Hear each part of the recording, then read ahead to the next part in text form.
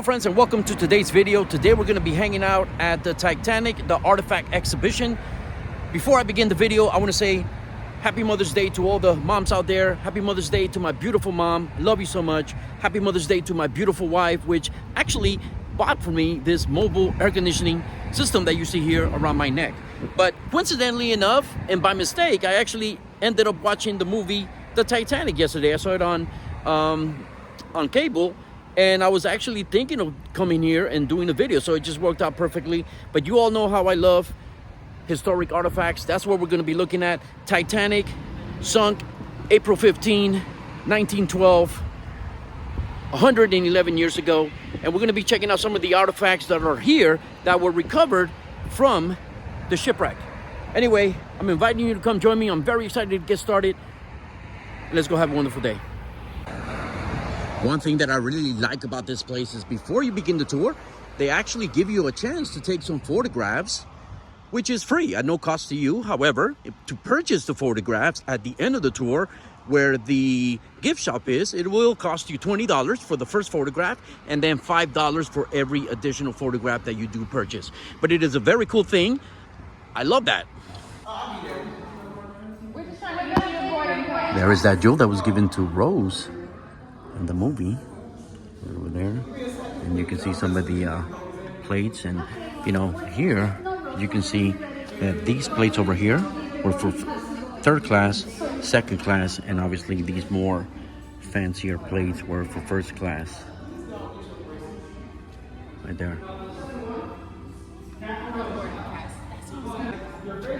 So when you pay for your entrance, you get a boarding pass, which is what it looked like back in the day in 1912. And they actually give you a person, which was an actual person, an actual passenger for the Titanic. In this case, I am Richard George Hawking. Now they also do offer audio guides, which will cost you an additional $5. And in this case, I actually got it for free. Lady up front there where I bought the ticket was very kind to give me one of these for free after I told her I was going to do a YouTube video. Very cool. You can see here right before we enter the exhibition, you can see a replica here of the Titanic and what it actually looked like. I always thought there was 3 smokestacks, but there's actually 4. So that's what it looked like. Here's some information. Now let's go ahead and walk inside. As we enter the inside, you can see a whole bunch of famous people here. One of them being J.P. Morgan. J.P. Morgan was a magnate back in the day, and he actually had a big stake in the Titanic. However, he was supposed to be selling that day, but he got sick. He was sick, and he did not get on the Titanic, which consequently saved his life. That's J.P. Morgan. We got some other folks here. And obviously there's a lot of information here about these folks. Very important figures, obviously. And we can actually take out our audio guide, and what you do is you hit 12 and play, and it gives you an audio, kind of like a tour. This one is as if you were an actual passenger. So let's go ahead and do that. Let's go ahead and click 12 and play. J. Bruce Ismay is the managing general partner of Britain's White Star Line. His company is vying for supremacy in the hotly contested North Atlantic passenger trade. William James Peary is chairman of Belfast's great shipbuilding firm, Harland & Wolff. After dinner one night in 1907, these 2 men strike an agreement. Harland & Wolff... Just to kind of give you an example of what the tour guide does, and we'll be listening to it a little bit later. Now, once you enter, you can actually sit here, and, you know, they have nice projection here of the Titanic as it's approaching. Very cool.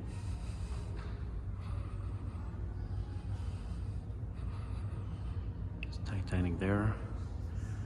Pretty cool projection.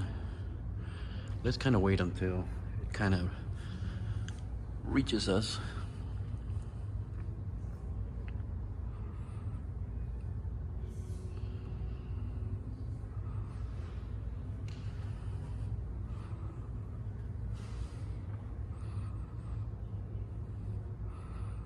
You can see it's a very large, it was a very large vessel.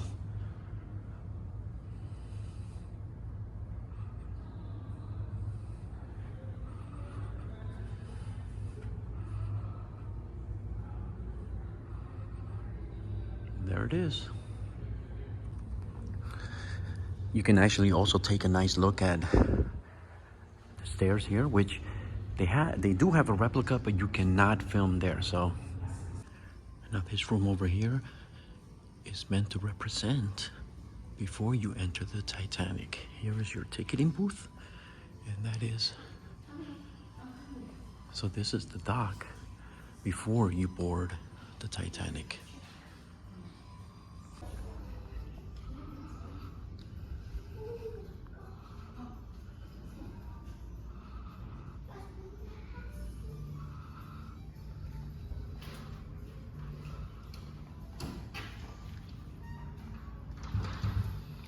This is what the propeller looked like.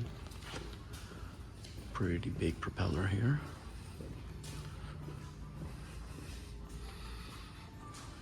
Then over here. Now the lady did state that if you see this logo here, this emblem, that means that was actually a recovery of the Titanic, not a replica. See some rivets there. Pretty cool. This is the actual anchor here.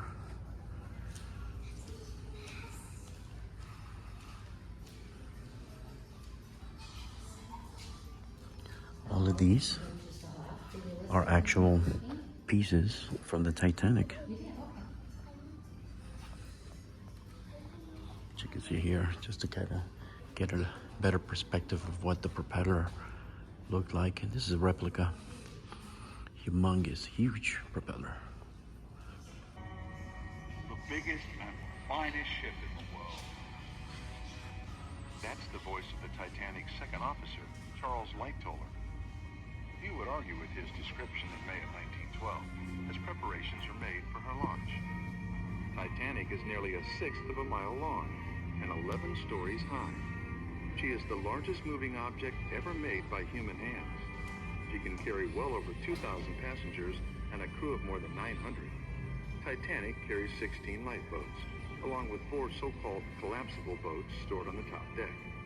This number actually exceeds the requirements of the British Board of Trade, which have not yet been revised for giant ships like the Titanic.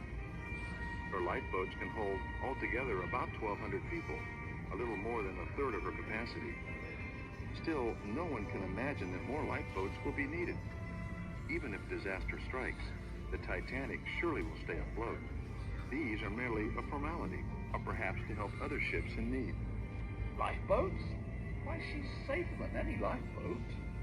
The color ship Unthinkable is flying in the face of God.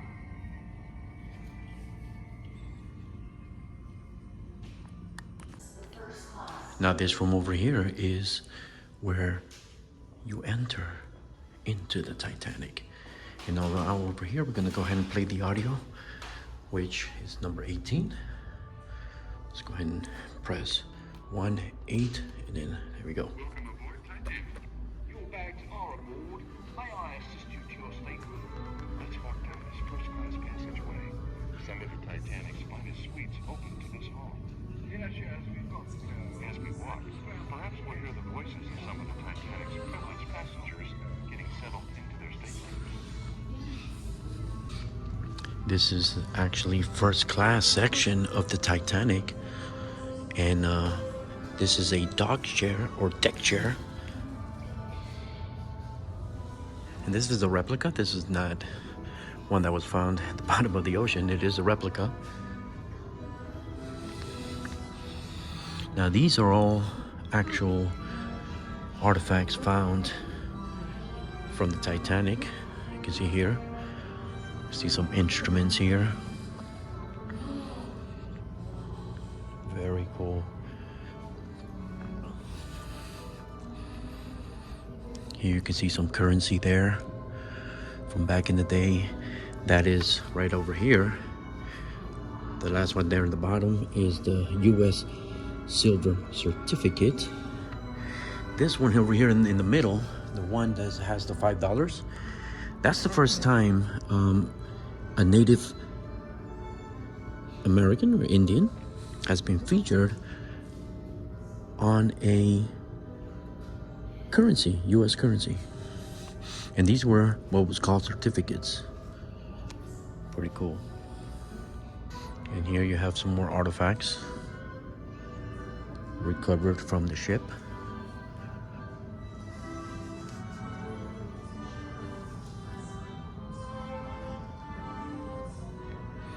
Now you notice over here, they're actually keeping the temperature of that, because obviously these are very precious artifacts. So they want to make sure that the right temperature is set for these. This is a Valentine's card.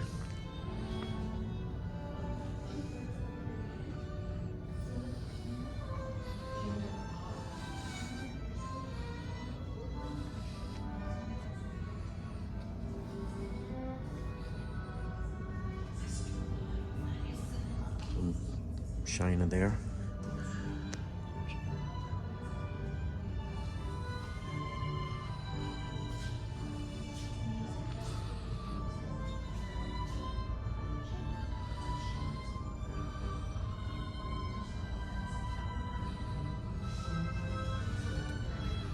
Look at this suitcase. Wow, incredible.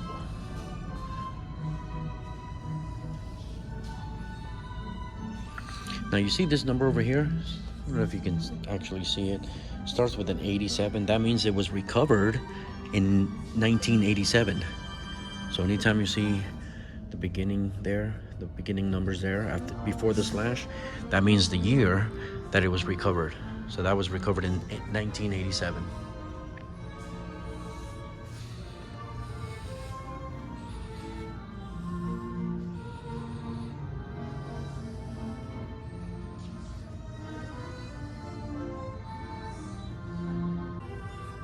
Now, if you boarded the Titanic first class, there were a lot of accommodations that you were given.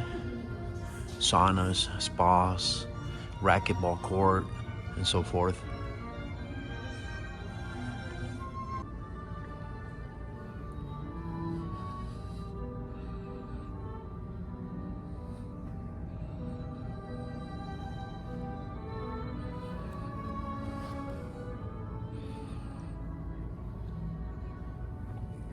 Some tiles.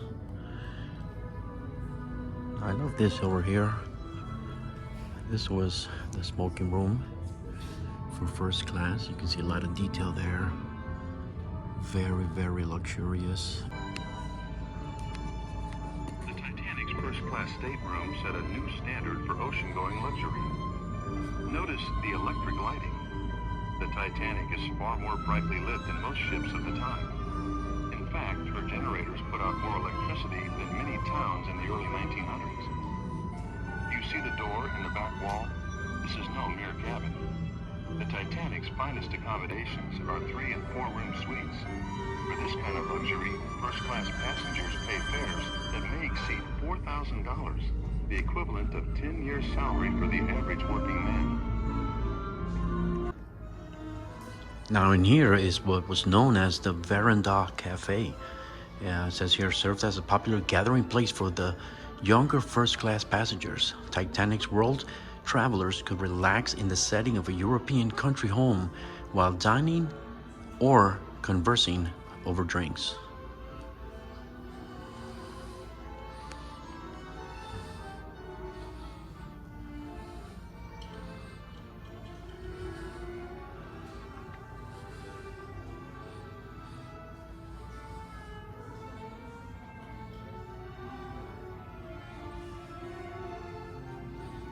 You can obviously tell this is first class. You got the gold trimming around the plate here.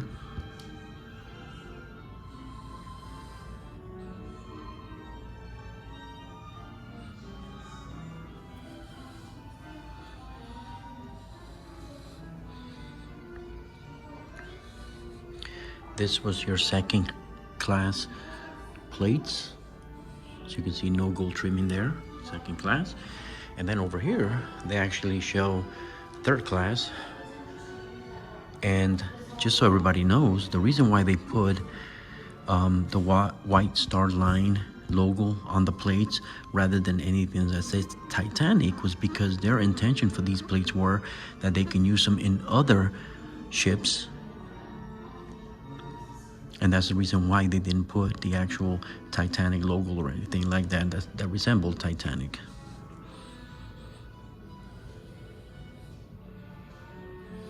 Another reason why they put the logo is preventing, it was a way of preventing the third class passengers from stealing the plates. So this room over here is where it kind of shows some of the recreations first and second class had, which both classes can share the same accommodations. And here are some of the passengers, some second class, first class passengers, right over here. One thing that I do notice is that back in the day, you used your complete name. So if you had a second last name, you would use it. Like back in the day, you don't do that anymore.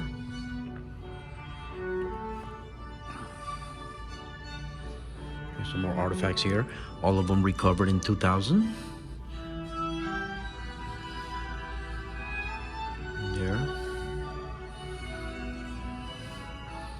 Here's some first class cabins there.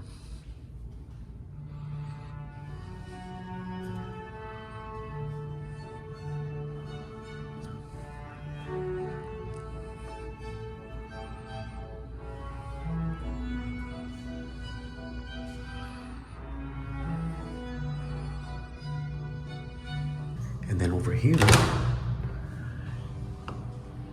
you're actually on the deck. You can obviously feel a lot colder here. This is so cool.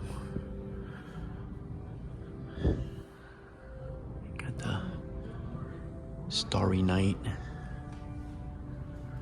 Let's go ahead and play the audio here. This is 29. The survivors spent the cold night and dawn of April 15th in lifeboats, searching the horizon for the lights of ships. Second Officer Charles Lightoller.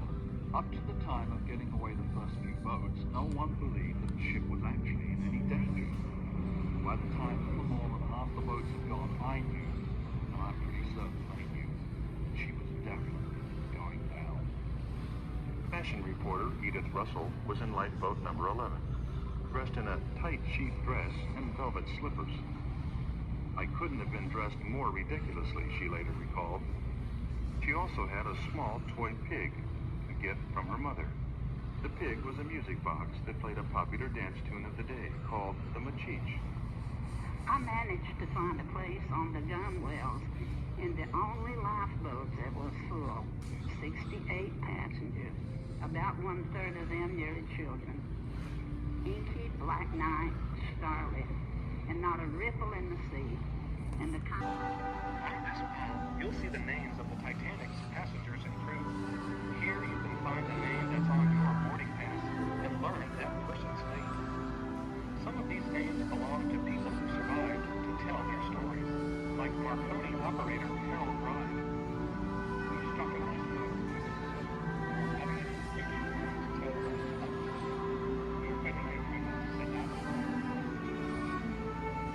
Frederick Barrett.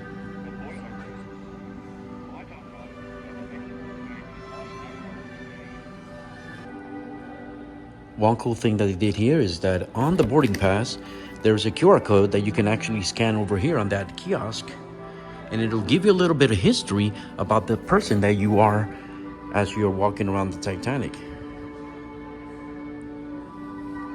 Which in this case, I happen to be Richard. So let's go ahead and scan the QR code, see what it says. Richard George Hawkin, British. Richard was excited to be escorting his mother and sister to Akron. As a single male, he was in a cabin with old friends. Richard accepted that no man would be allowed on lifeboats and perished during the sinking. His female relative survived. A memorial plaque for Richard and his companion, Henry Cotterill, in St. John the Baptist Church, Pensa, United Kingdom. Richard's body, if recovered, was never identified. One thing to also note is that if you see the name outlined like that, that means they lost their life. If you see it in bold letters like that, then that means they survived. Now it says here that Richard George Hawkin was a second-class passenger. And here's his name right here.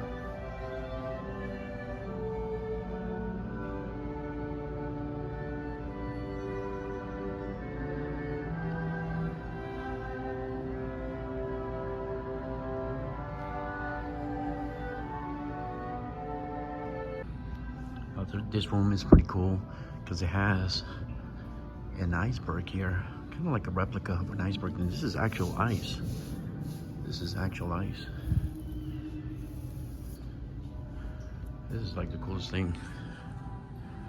There's an iceberg there. On the night of April 14, 1912, the waters of North Atlantic were below freezing, registered close to 28 degrees Fahrenheit.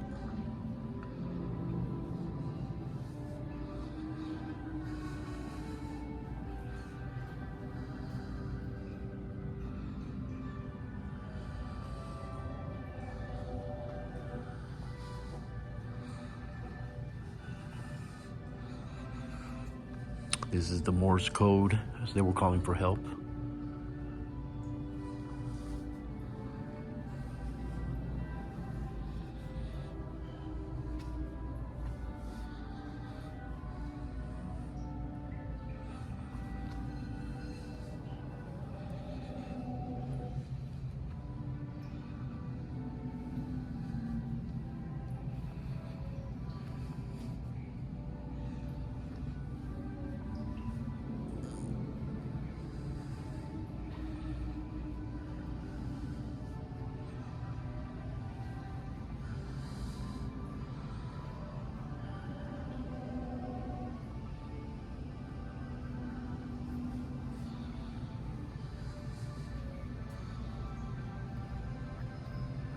You can see here how there at the very top is the iceberg.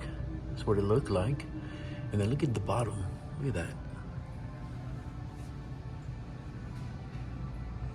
I think this is what was believed to be the actual iceberg. And this right here, they say that it's actually a red mark from the boat. That's the iceberg right there.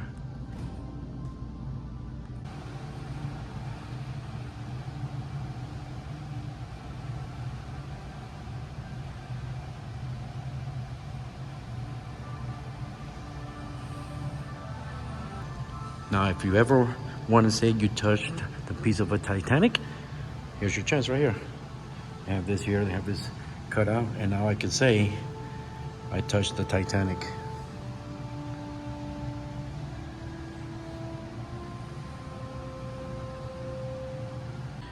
And friends, that was the tour of the exhibition. And then when you exit, then you come across a little gift shop here. You can buy a whole bunch of different merchandise, keychains, glasses, tumblers. Got a lot of different style of t-shirts, some hats.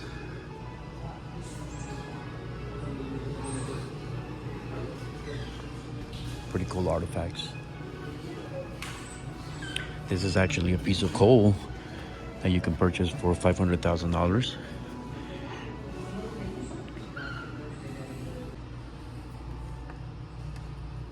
You can actually buy one of these for $500.